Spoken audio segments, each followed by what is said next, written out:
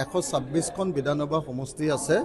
126টা বিধানসভা সমষ্টিৰ 722 গৰাকী প্ৰাৰ্থী নিৰ্দলীয়কে ধৰি সকলো ৰাজনৈতিক দলৰ 722 গৰাকী প্ৰাৰ্থীৰ প্ৰতি শুভেচ্ছা জ্ঞাপন কৰিছোঁ।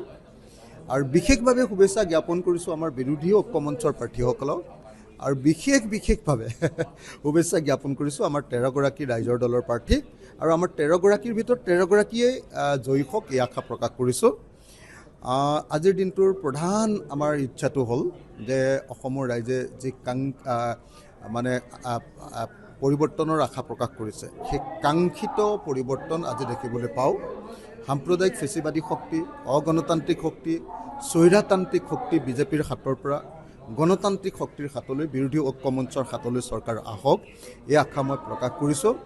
আৰু আশা প্ৰকাশ কৰিছোঁ যে যি ব্যাপক মূল্যবৃদ্ধিয়ে দেশখন চানি ধৰিছে, তাৰ পৰা আমি যাতে ৰাইজক সকাহ দিব পাৰোঁ কিছু হ'লেও।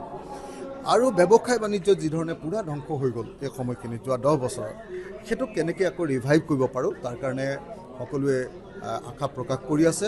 মই ভাবোঁ যে আজি বিৰোধী ঐক্যমঞ্চই 70+ চিটত জয়ী হৈ এইবাৰ চৰকাৰ গঠন কৰিবলৈ সক্ষম হ'ব। শিৱসাগৰ বিধানসভা সমষ্টিত যিমান ভোট পলিং হৈছে তাৰ আধা 50% ভোট পাম বুলি আশা প্ৰকাশ কৰিছোঁ। আৰু খুব ভালকৈ শিৱসাগৰ বিধানসভা সমষ্টিৰ পৰা জয়ী হৈ যাম বুলি আশা আছে। গতিকে শিৱসাগৰ সমষ্টিটোক লৈ আৰু মই ভাবি থকা নাই, এতিয়া অসমৰ কাৰণেহে এতিয়া ভাবি আছোঁ।